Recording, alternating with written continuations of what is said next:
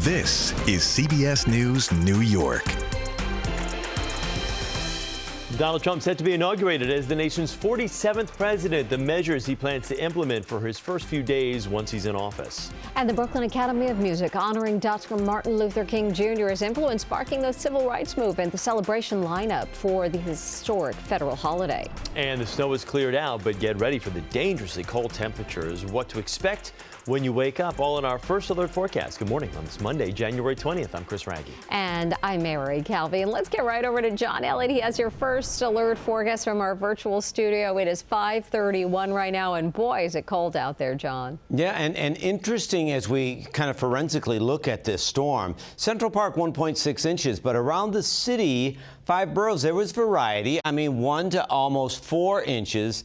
And around the area, obviously it was Orange and Rockland that got the big numbers, but you can see a lot of folks, like even Fairlawn, 5.5, Pine Bush, 6.7. So I'm in Verona with a little bit of elevation. I was closer to 6. Syosset, though, just 4 inches. So definitely, I mean, you're moving snow, and we're stuck with this big, deep freeze with the wind chills. You're going to see issues just lingering. It's going to stay so cold.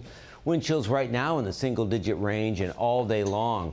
Numbers are just going to be in the 20s, so it's a real serious situation.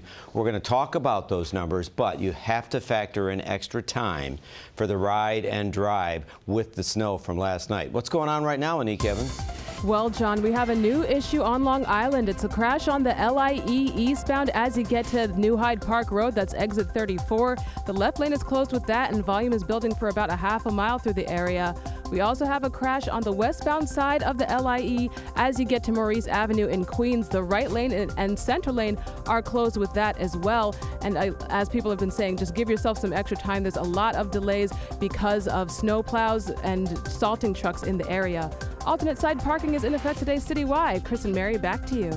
Thank you very much. Let's head down to New Jersey and a check on the road conditions there before you head out the door this morning. Christina Fan joins live from Mobile 2 in Morris County. What's it like out there, Christina? Well, Mary and Chris, good morning. There's been a whole lot of action going on. I don't know about you, but last night in my neighborhood, there were so many plows and salt spreaders working. It was quite noisy and a little hard to sleep. This morning, we are in Denville, and it is pretty much the same story. I think we've seen more DPW crews and trucks than actual cars on the street. The sidewalk that we just passed, that was just salted, and down the street here, you can see there is a front loader, and it is scraping away the very last of the snow here along Main Street. Fortunately, the tri-state area as a whole was spared the higher snowfall totals that were projected for Sunday's storm. While families enjoyed the fun with some snow angels and sledding yesterday, public works crews, they had their hands full. You can see blacktop for most of the major roads as a result of their hard work, but there's still quite a bit to go before those side streets are cleared, and it is truly a race against time. Now that the snowstorm has finally passed, brutally cold air is moving into the area, meaning Sunday's snowfall will freeze, creating dangerous conditions for drivers and pedestrians. Even with the sunshine we'll see today, Monday's highs will likely not get past the mid-20s. We saw a lot of business owners up early, salting and shoveling their sidewalks, making sure their customers will not be slipping and sliding today. But be careful as you make your way out and about this morning. We saw a great deal of parking lots and sidewalks that still did not look like they were up to par. They looked quite hazardous, a lot like an ice skating rink. And if you are driving, also be aware that overpasses, underpasses, and bridges, they are the first to freeze over. So overall, again, DPW crews, I would say, doing a very good job, but you have some spots that they haven't been able to get to just yet. For now, reporting live from Denville, I'm Christina Fan. Chris and Mary, back to you. Christina, thank you. Today, Donald Trump will be sworn in as the 47th president of the United States. Last night, the president-elect took a victory lap with supporters at a rally where he gave a glimpse of what to expect in the first few days of his second administration. Dangerously cold weather has forced a swearing-in ceremony inside the Capitol, though security remains tight for the thousands of supporters that came to watch. Jared Hill joins us live from Washington with more on what to expect today. Jared. You know, Mary and Chris, one of the big questions is going to be where will all of those hundreds, potentially of thousands of supporters go, since they will not be watching from the National Mall. All the while, in the midst of the pomp and the circumstance, President-elect Donald Trump is preparing to move forward aggressively with a series of executive actions that will define his second term in office. It's fun to stay at the President-elect Donald Trump pumped up supporters at a rally in downtown D.C. just hours before taking the oath of office for a second time. The American people have given us their trust, and in return, we're going to give them the best first day, the biggest first week, and the most extraordinary first 100 days of any presidency in American history. Trump plans to sign around 200 executive orders after he's sworn in, ranging from diversity hiring programs to oil drilling and immigration. Trump is also expected to launch a series of immigration raids in cities across the country this week. We'll begin the largest deportation operation in American history. Some supporters say they'll be back in the arena today to watch Trump's inauguration, after he said frigid temperatures forced the ceremony inside of the Capitol. I was really hoping to be able to be outside and be part of that where you're actually with Donald Trump, but didn't work out, and that's okay. There are about 30 miles of fencing throughout Washington, plus tens of thousands of officers and military personnel here to safeguard the inauguration. Crucial now, especially that so many who would have watched in the concentrated area in front of the Capitol will instead be spread out across the city. Crews scrambled to build a special stage inside of the Capitol Rotunda where roughly 600 guests, including former presidents, members of Congress, foreign leaders, and several tech CEOs, will watch the inauguration in person.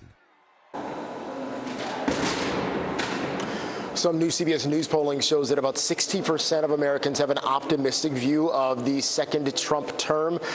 The majority, though, are Republicans who feel positively about some of the proposed policies of the president-elect. Goes back to you. Jared, thank you. And here is a live picture of our nation's Capitol, where the presidential inauguration ceremony is set to begin inside the Capitol Rotunda around 11:30 this morning. The new Vice President, J.D. Vance, will first be sworn in, and then at noon, President Donald Trump will take the oath of office for the second time. He'll deliver the inaugural address, and that will be followed by a signing ceremony in the Oval Office, in which the president will sign a number of executive orders to begin his administration. After that, the president will attend an inaugural luncheon at the Capitol's Sanctuary Hall. And Christine Johnson is bringing us more live coverage throughout the day from Washington. You can look for her live reports on CBS News New York in the next few moments. And you can watch CBS News' special coverage of the inauguration right here beginning at 9 a.m.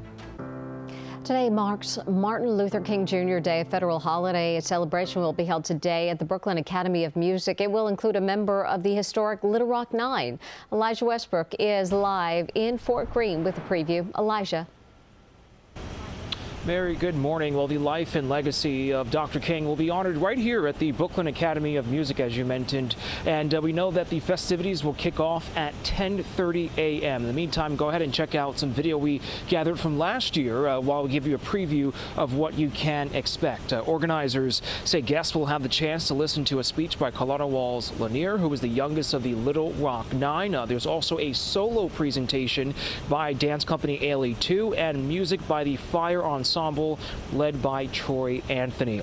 Now, over the weekend, we had the chance to speak with the Academy's Chief Experience and Impact Officer about the significance of this holiday and what guests are able to take away from the event.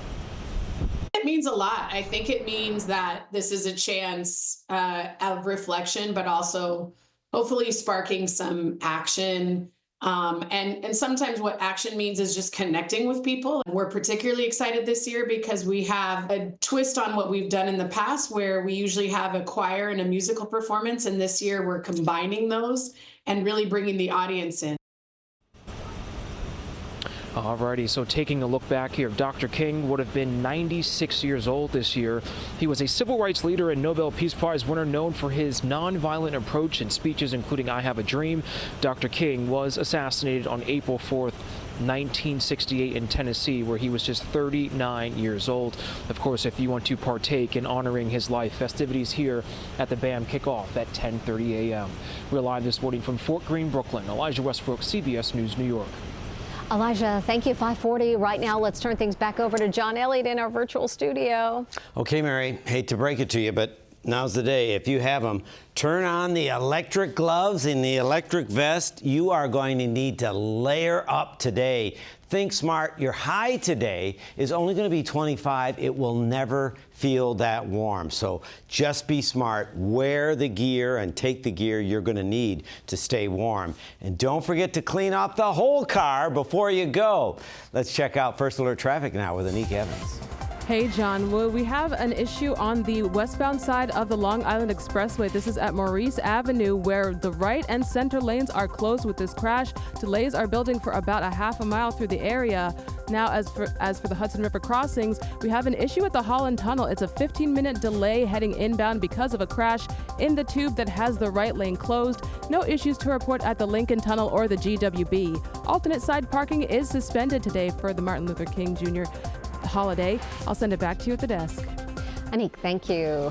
Coming up, the big story, Inauguration Day. The 45th President Donald Trump about to become the 47th President of the United States. We'll check in live with our Christine Johnson. And Los Angeles still battling wildfires, the widespread damages, and why there's a new warning in place for today.